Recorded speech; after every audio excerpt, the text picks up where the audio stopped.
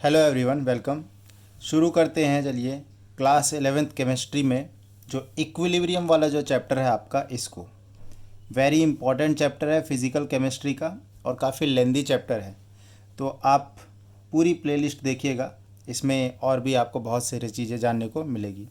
तो मेरा नाम है रविशंकर और आपके इस प्यारे से यूट्यूब चैनल पे आप सभी का स्वागत है। चलिए शुरू करते हैं। तो बच्चों, ये पहला लेक्चर है, इसका इंट्रोडक्टरी लेक्चर कह सकते हो आप इसको। इसमें मैं बेसिक बताऊंगा कि इक्विलिब्रियम होता क्या है। चलो, एक क्लोज कंटेनर को इमेजिन करो आप। यहाँ पे मैंने एक क्लोज कंटेनर बनाया है। इस क्लोज कंटेनर में कोई एक लिक्विड है। ये लिक्विड जो है दो टाइप के हो सकते हैं, या तो ये वोलेटाइल लिक्विड होंगे या फिर नॉन वोलेटाइल लिक्विड होंगे।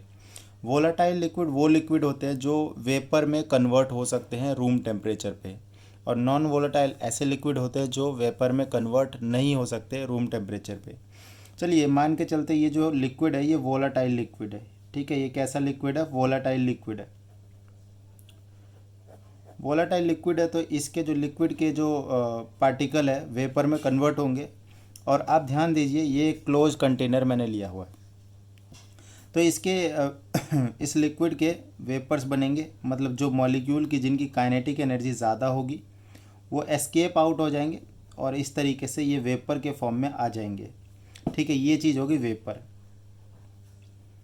आप एक चीज़ ज़रा सोचिए, इनिशियली जब इसमें एक भी वेपर नहीं था तो वेपर आराम से बन रहे थे। एक ड्राइविंग फोर्स वहाँ पर था कि ऊपर में प्रेशर बिल्डअप होना था, तो जो लिक्विड है वो वेपराइज हो रहा था, वेपर बन रहे थे। लेकिन एक समय ऐसा भी आएगा जब यहाँ पर जो वेपर की संख्या है वो मैक्सिमम हो जाएगी, उसके बाद वेपर बनेंगे नहीं, ऐसा हम नहीं बोलेंगे। देखिए ये जो पार्टिकल्स है, ये पार्टिकल्स आपस में कोलाइड वगैरह करेंगे और ये पार्टिकल इन सरफेस से भी कोलाइड करेंगे।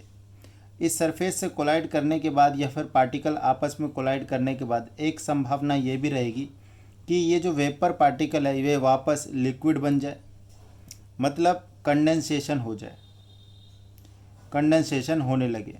तो देखिए, ऐसा स्टेज जहाँ पर ये जो वेपर बनने का रेट और कंडेंसेशन का जो रेट है जब बराबर हो जाता है, ऐसे स्टेज को हम इक्विलिब्रियम स्टेज कहते हैं। ठीक है, तो हम क्या लिख सकते हैं? Stage eight which rate of vaporisation, या वेपोराइजेशन नहीं बोलेंगे, evaporation and rate of condensation is called equilibrium stage।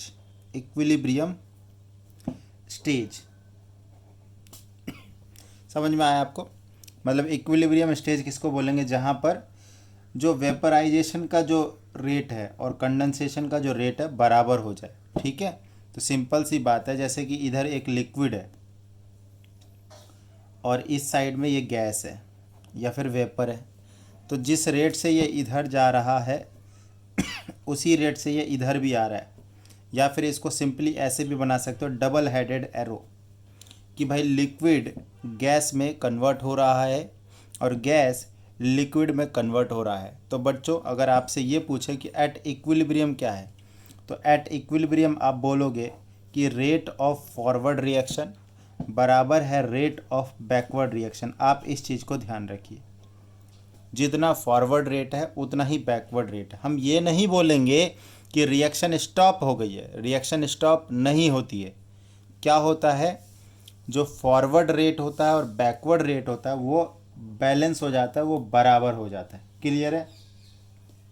जैसे अगर हम एग्जाम्पल के तौर पे वाटर का एग्जाम्पल ले, तो वाटर लिक्विड से इस तरीके से डबल हेडेड एरो और ये हो गया हमारा वेपर या फिर गैस।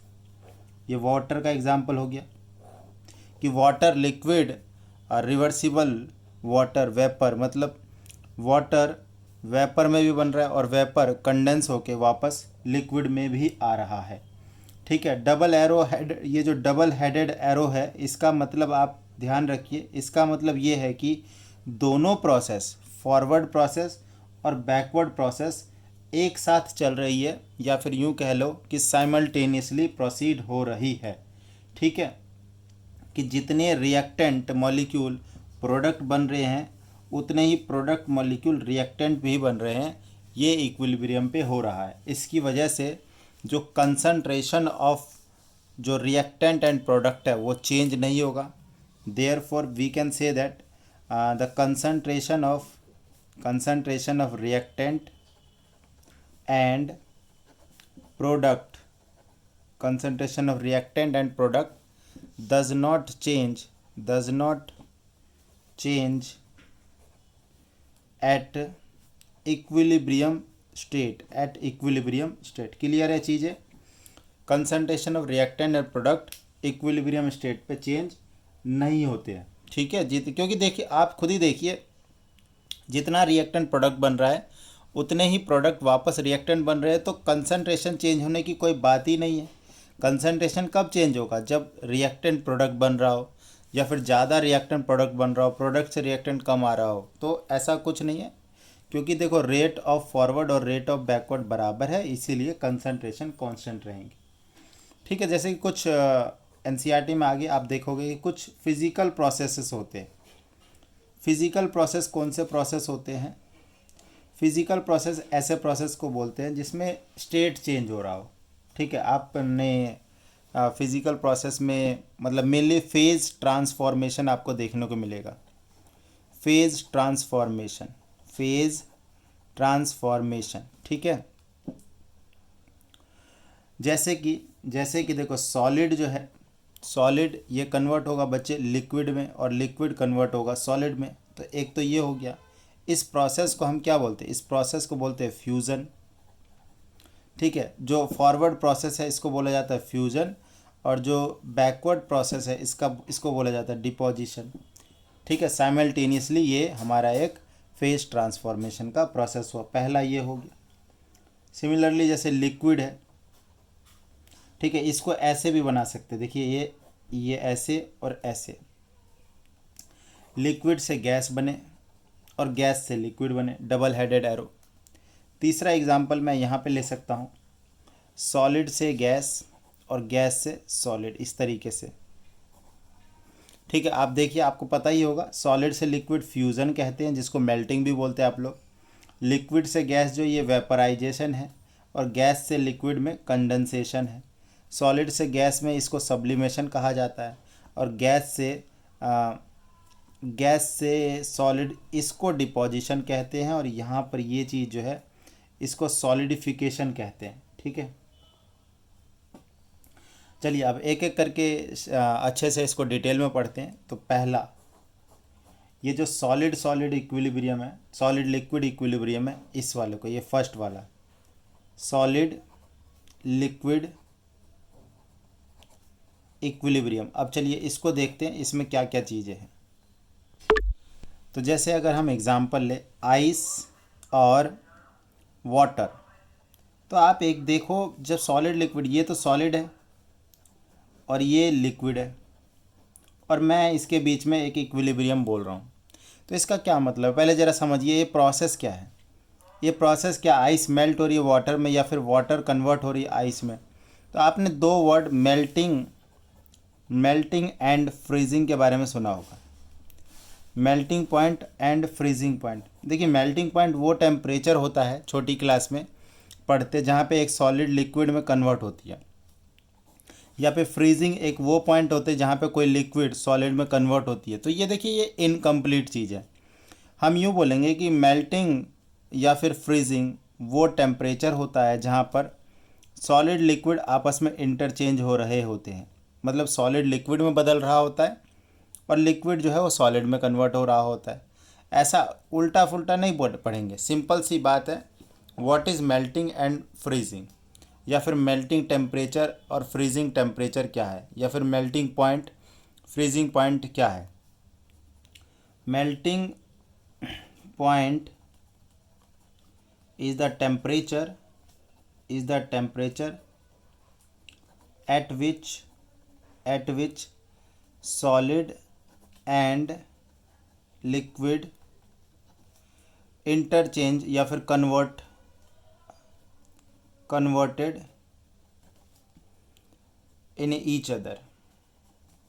ठीक है, वो टेम्परेचर जहाँ पर सॉलिड लिक्विड में कन्वर्ट हो रहा हो और लिक्विड गैस में, लिक्विड वापस सॉलिड में कन्वर्ट हो रहा हो। तो फॉर वाटर अगर हम बात करें, फॉर वाटर, तो देखो आइस जो है और वो लिक्विड में जो कन्वर्ट होता है, ये प्रोसेस 0 डिग्री सेल्सियस पे हो रहा होता है, जैसा कि हमें पता है। 0 डिग्री सेल्सियस बोलो या फिर 273.15 आप केल्विन बोलिए, एक ही बात है। तो कोई अलग अलग बात नहीं है। अगर आपसे पूछे कि वाटर का मेल्टिंग पॉइंट क्या है, तो आप 0 डिग्री सेल्सियस बोलोगे, और वाटर का फ्रीजिंग पॉइंट क्या है, तो भी आप 0 डिग्री सेल्सियस बोलोगे। It is same, it is not different, it is same. तो सॉलिड लिक्विड इक्विलिब्रियम में आपको यही जानना है, मेनली मेल्टिंग और फ्रीजिंग का कंसेप्ट है। Now second, liquid vapour equilibrium, liquid vapour equilibrium. अब ज़रा समझो, लिक्विड और वेपर ये हो गया। अगर हम वाटर का केस ले लें तो लिक्विड वाटर और वेपर में गैस आ जाएगा, स्टीम कह लो। ठीक है, यहाँ पे तो हम सिंपल वाटर लिख सकते हैं और इधर क्या लिख सकता हूँ मैं, स्टीम लिख सकता हूँ। तो आप देखिए ज़रा, अगर ये वाटर के केस में ये प्रोसेस होता कितने पर, 100 डिग्री सेल्सियस पर होता है, और वेपर 100 डिग्री सेल्सियस या फिर 373.15 केल्विन होता है। अब एक चीज़ को आप समझने का प्रयास करिए। अगर आपसे मैं लिक्विड टू गैस पूछूं क्या हुआ है, तो आप बोलेंगे कि सर इसमें ना वेपराइजेशन हुआ है, या फिर इसको हम बॉइलिंग कहेंगे। फिर मैं अगर आपसे ये पूछूं कि गैस से लिक्विड को क्या कहेंगे, तो आपका जवाब होगा सर इसमें कंडेंसेशन हो रहा है। तो बॉइलिंग होता क्या है, बॉइलिंग होता है वो टेम्परेचर। अगर मैं आपसे यहाँ से पूछ लूँ कि बॉइलिंग पॉइंट की डेफिनेशन बता दो, तो क्या होगा। तो बॉइलिंग पॉइंट बेटा, the temperature at which a liquid starts boiling. एक तो डेफिनेशन आपको ये वाली मालूम है कि भाई वो टेम्परेचर जहाँ पे लिक्विड बॉयल करने के लिए स्टार्ट हो जाता है। तो क्या ये पूर्ण सत्य नहीं, ये पूर्ण सत्य नहीं है, पूरी डेफिनेशन नहीं। आप एक चीज़ समझिए, देखिए जैसे कि मान लो कि ये एक एटमॉस्फेयर का पार्ट है। एटमॉस्फेयर का प्रेशर कितना होता है, 1 एटमॉस्फेरिक प्रेशर होता है, 1 ATM होता है। इसके अंदर में कोई कंटेनर में पानी रख के अगर मैं इसको बॉयल करने का प्रयास करूं, ठीक है, और ये क्लोज कंटेनर है, तो आपको क्या लगता है ये लिक्विड कब बॉयल करना चालू हो जाएगा। तो आपका जवाब होगा सर जब इसका टेम्परेचर 100 डिग्री सेल्सियस होगा तब बॉयल करना चाहेगा। मैं बोलूँगा नहीं। देखो हमें पता है कि भाई इसमें ना वेपर्स बनने चालू होंगे, जैसे जैसे आप हीट करोगे इसमें स्टीम या फिर वेपर बनने चालू होंगे। तो जब इसका और वेपर बनेंगे तो इस वेपर का एक प्रेशर भी होगा, है ना, इस वेपर का एक प्रेशर भी होगा, जिस प्रेशर को वेपर प्रेशर कहते हैं। जैसे ये देखो वेपर प्रेशर, पहले तो ये समझो आप बॉइलिंग पॉइंट से पहले वेपर प्रेशर क्या हुआ, pressure exerted by the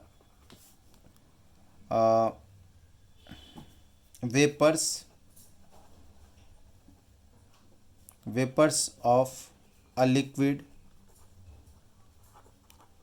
on the surface, on its surface is called vapor pressure। ये जो वेपर बना है इसका जो प्रेशर होता है, और जो कि या फिर इस कंटेनर की वॉल वगैरह पे जो प्रेशर एग्जर्ट हो रहा है, इस प्रेशर को वेपर प्रेशर बोला जाता है। अच्छा सुनिए, जब ये वेपर प्रेशर एटमॉस्फेरिक प्रेशर के बराबर हो जाए तब लिक्विड बॉयल करना स्टार्ट कर देगी। देखो when vapour pressure of a liquid becomes equal to the becomes equal to the atmospheric pressure, then liquid starts boiling. ठीक है, तो बॉइलिंग पॉइंट का मेन डेफिनेशन क्या हो जाएगा, तो आप लिख सकते हैं कि वो टेम्परेचर जहाँ पर the minimum temperature at which vapour pressure बराबर में एटमॉस्फेरिक प्रेशर हो जाए. A temperature at which vapour pressure of the liquid becomes equal to the atmospheric pressure, then this temperature is called its boiling point. तो ये चीज़ कहाँ पे, मतलब ये जो वेपर का प्रेशर है 1 एटमॉस्फेयर वाटर के केस में कहाँ पर होता है, एट 100 डिग्री सेल्सियस. इसीलिए बॉइलिंग पॉइंट ऑफ वाटर कितना बोला जाता है, 100 डिग्री सेल्सियस.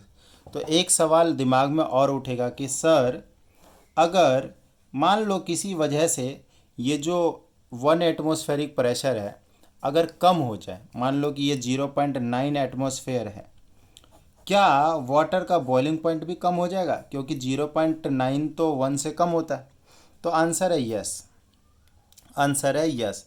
अगर एटमॉस्फेरिक प्रेशर चेंज होता है, अगर एक्सटर्नल प्रेशर चेंज होता है, तो हमारा बॉइलिंग पॉइंट भी चेंज हो जाएगा. यही कारण है, देखो 1 बार प्रेशर जो होता है वो कम होता है 1 एटमॉस्फेरिक प्रेशर से, बहुत थोड़ा सा कम होता है. इसीलिए क्या होता है कि 1 बार प्रेशर पे ये देखा गया लिक्विड 99.6 डिग्री सेल्सियस पे बॉयल करने लग जाता है, जबकि 1 एटमॉस्फेयर पे ये 100 डिग्री सेल्सियस पर बॉयल करता है.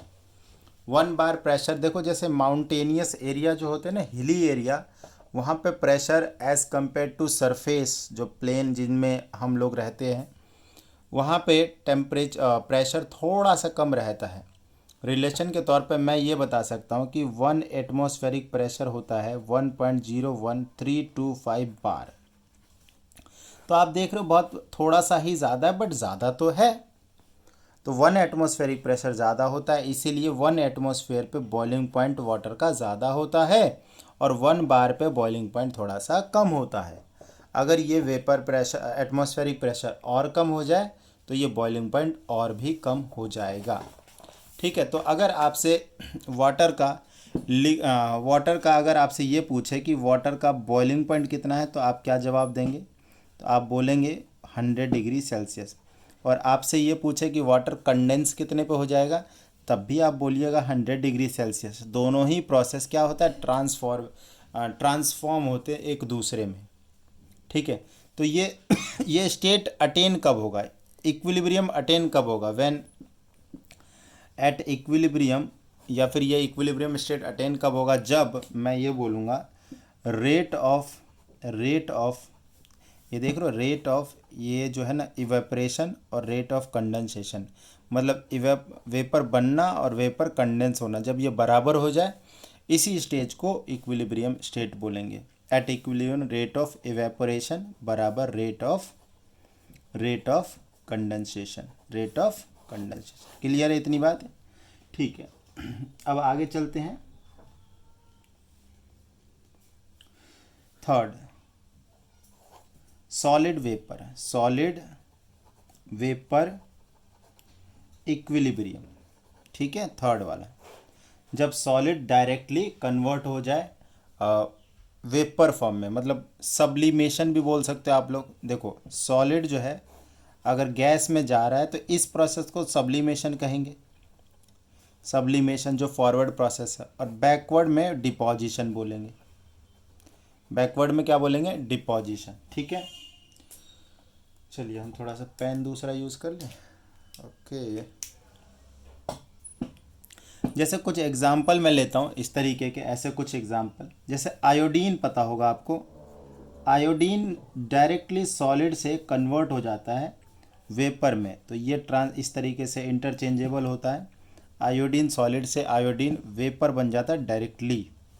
आयोडीन सॉलिड से आयोडीन वेपर बन जाता है डायरेक्टली. इसके बाद आपको पता होगा कैम्फर, कपूर जिसको हिंदी में बोलते हैं, कैम्फर डायरेक्टली सॉलिड से कन्वर्ट हो जाता है, किस में, वेपर में कन्वर्ट हो जाता है. कैम्फर वेपर बन जाता है। ठीक है, ये भी पर्टिकुलर टेम्परेचर पे होता है, ऐसा नहीं कि अपने आप ही उड़ गया।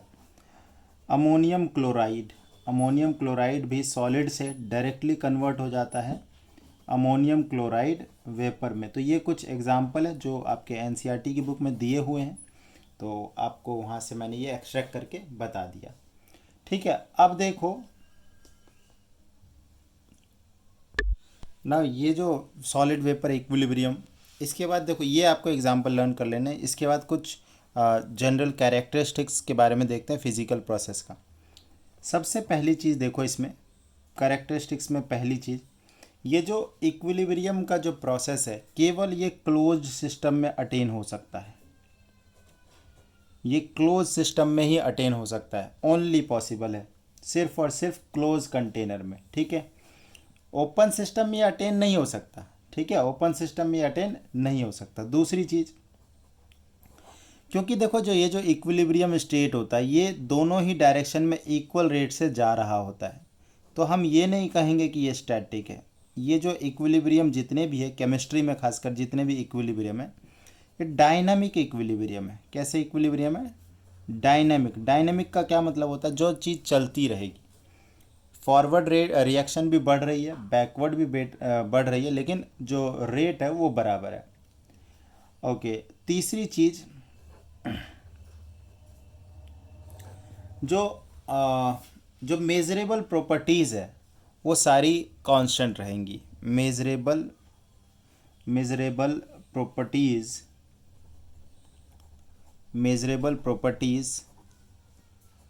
Properties remain constant. जितनी भी मेजरेबल प्रॉपर्टीज़ है वो कांस्टेंट रहेंगी।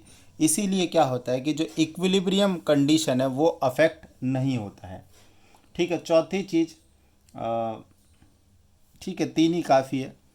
ठीक, तो ये वाली चीज़ें हमारे हो गई है।